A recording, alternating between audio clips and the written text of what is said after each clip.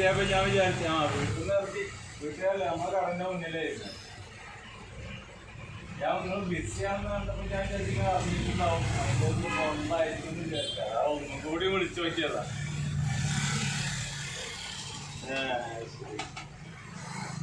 സുഹാസിന്റെ നമ്പറില്ലേ ഞാൻ അയച്ചുതരാം.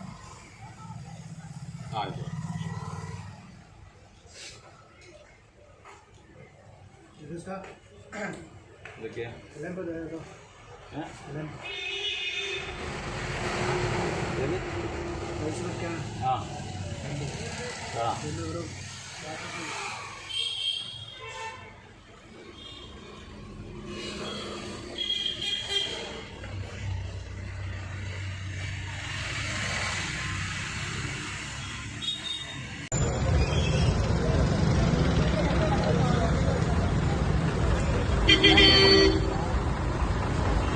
നമ്മളെ ഇരണ്ടമ്മ ഡ്രൈവ് ചെയ്യണം.